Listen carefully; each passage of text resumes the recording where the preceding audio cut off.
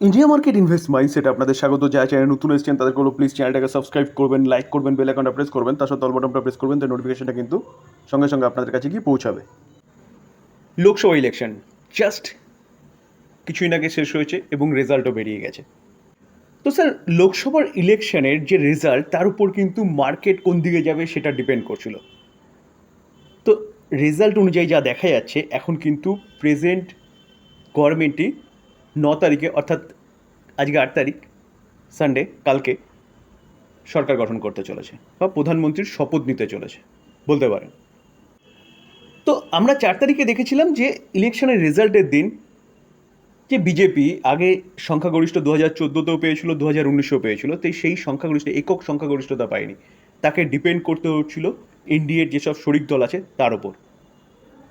তার জন্য আমরা দেখেছিলাম যে 4 তারিখে মার্কেট কিন্তু একটা ব্যাপক কোলাপস হয়েছিল বলতে পারেন।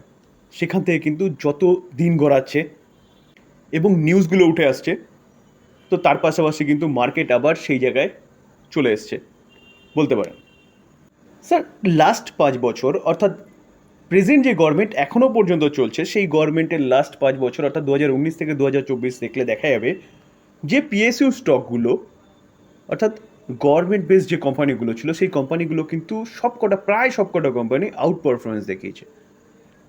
তো প্রেজেন্ট গভর্নমেন্টের ওপর ডিপেন্ড করছিল যে যেই কোম্পানিগুলো কি নেক্সট 5 বছর আউট পারফরমেন্স দেখাতে পারে। এখন কিন্তু এই কোম্পানিগুলোকে নিয়ে পজিটিভ নিউজ পাওয়া যাচ্ছে, যেই কোম্পানিগুলো কিন্তু আপনি আপনার রাডারে রাখতে পারেন। কীরকম পজিটিভ নিউজ? দেখুন, মোদিজি প্রধানমন্ত্রী ছিলেন এবং এনডিএ সরকারে ছিল, এখনও এনডিএ সরকারে আছে এবং মোদিজি কিন্তু 9 তারিখে শপথ নিতে চলেছে।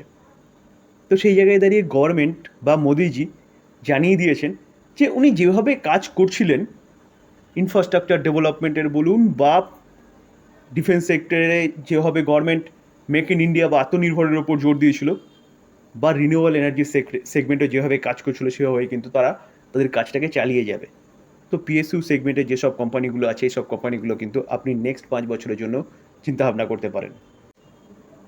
3রা জুন অর্থাৎ ইলেকশনের রেজাল্টের আগের দিন আমি বলেছিলাম যে গভর্নমেন্ট রেজাল্ট আউট হোক, মার্কেট উথাল পাথাল করছে, কিছুটা স্বস্তি আসতে দিন, তারপর চিন্তাভাবনা করুন। তো গভর্নমেন্টের চিন্তাভাবনা কিন্তু ক্লিয়ার।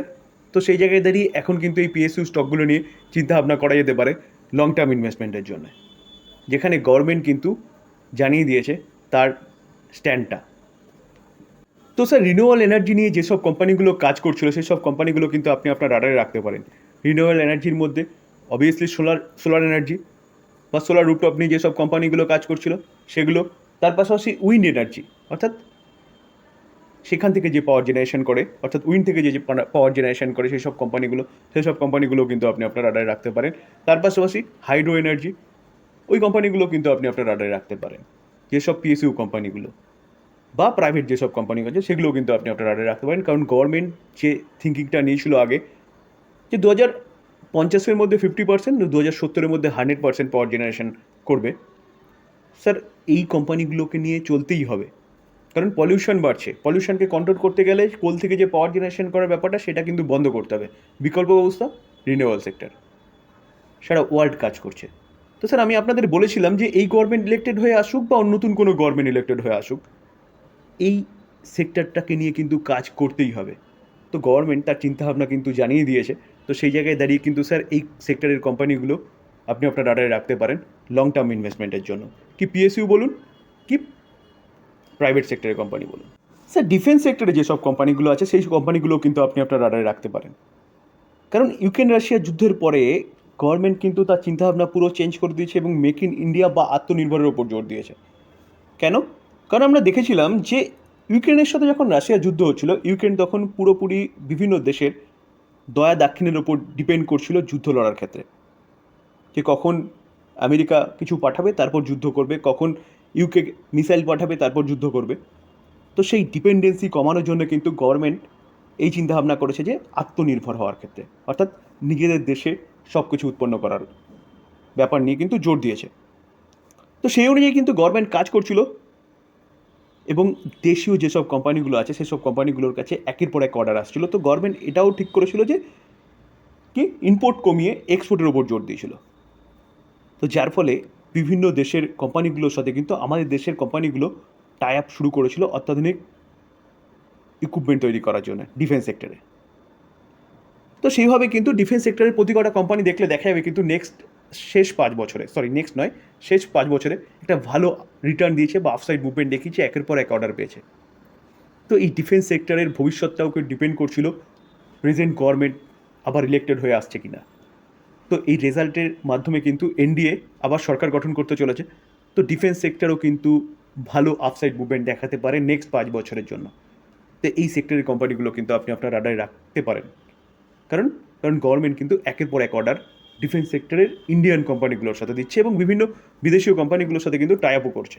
তো স্যার, কি নেভি বলুন, কি স্থলসেনা বলুন, কি বায়ুসেনা বলুন, প্রতি কটা ক্ষেত্রে কিন্তু একের পর এক অর্ডার কোম্পানিগুলো পাচ্ছে, যার জন্য আমরা দেখলাম এইচএএল বলুন, বেল বলুন, বিডিএল বলুন, কোচিন শিপইয়ার্ড বলুন, কন্টিনিউয়াসলি আপসাইড মুভমেন্ট দেখাচ্ছে।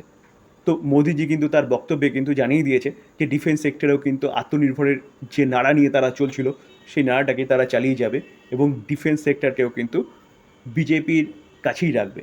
অর্থাৎ শোনা যাচ্ছিল কি যে ডিফেন্স সেক্টর হয়তো তার যে শরিক এনডিএ যে শরিক দল তারা ডিফেন্স মিনিস্ট্রি চাইছে, কিন্তু মোদিজি কিন্তু স্পষ্ট জানিয়ে দিয়েছে যে ডিফেন্স যেসব গুরুত্বপূর্ণ যেসব মিনিস্ট্রিগুলো আছে সেগুলো কিন্তু সব হচ্ছে বিজেপির আন্ডারেই থাকবে।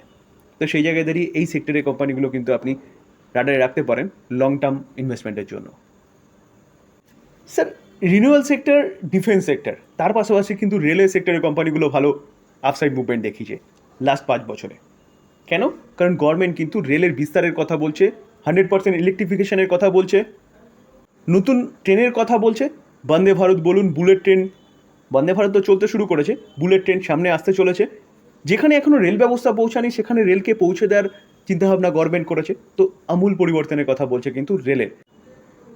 শুধু রেল নয়, সড়ক পরিবহনের ক্ষেত্রেও কিন্তু গভর্নমেন্ট একই জিনিস করছে। অর্থাৎ বিভিন্ন স্টেটের যেসব সিটিগুলো রয়েছে, বড় বড় সিটি, সেই সব সিটিগুলোর মধ্যে কিন্তু সড়ক পরিবহন ব্যবস্থা পৌঁছে দেওয়ার জন্য কিন্তু কাজ চলছে। তো টোটাল বলতে পারেন যে ইনফ্রাস্ট্রাকচার ডেভেলপমেন্টের ক্ষেত্রে কিন্তু গভর্নমেন্ট যে আমূল পরিবর্তনের চিন্তাভাবনা করেছে, তার জন্য ইনফ্রাস্ট্রাকচার জগতে যতগুলো কোম্পানি আছে সেই কোম্পানিগুলো কিন্তু একটা ভালো আপসাইড মুভমেন্ট দেখিয়েছে এবং একের পর এক অর্ডার পেয়েছে। কি সড়ক পরিবহন বলুন, কি টানেল বলুন, কি রেল পরিবহন বলুন। তো সেই জায়গায় দাঁড়িয়ে ইনফ্রাস্ট্রাকচার ডেভেলপমেন্টকে রিলেটেড যেসব কোম্পানিগুলো আছে সেই সব কোম্পানিগুলো কিন্তু আপনি আপনার রাডারে রাখতে পারেন। সেটা রেল হতে পারে, সেটা সড়ক পরিবহনের ক্ষেত্রেও হতে পারে। তো স্যার, সেই কোম্পানিগুলো কিন্তু আপনি আপনার রাডারে রাখতে পারেন, কারণ মোদিজি তৃতীয়বারের জন্যে প্রধানমন্ত্রী হিসেবে শপথ নিতে চলেছে। তো সেই জায়গায় দাঁড়িয়ে গভর্নমেন্ট যেভাবে কাজ করছিল সেভাবেই কাজ হবে বলতে পারেন। তো এই কোম্পানিগুলো কিন্তু নেক্সট 5 বছরের জন্য ভালো আপসাইড মুভমেন্ট দেখাতে পারে। আমি সেক্টর ওয়াইজ বললাম, কোনো স্টক স্পেসিফিক বললাম না। এবার স্টক স্পেসিফিক যদি আলোচনা আপনাদের চাই তাহলে কিন্তু আমাকে কমেন্টসে লিখতে পারেন, তাহলে আমি বিভিন্ন সেক্টরের কিন্তু কোম্পানিগুলো নিয়ে আলোচনা করব। তো স্যার, এই ছিল আলোচনা। যদি আলোচনা ভালো লাগে, যা চ্যানেল নতুন এসেছেন তাদেরগুলো প্লিজ চ্যানেলটাকে সাবস্ক্রাইব করবেন, লাইক করবেন, বেল আইকনটা প্রেস করবেন, তার সাথে অল বাটনটা প্রেস করবেন, তার নোটিফিকেশনটা কিন্তু সঙ্গে সঙ্গে আপনাদের কাছে গিয়ে পৌঁছাবে। থ্যাংক ইউ, ভালো থাকবেন।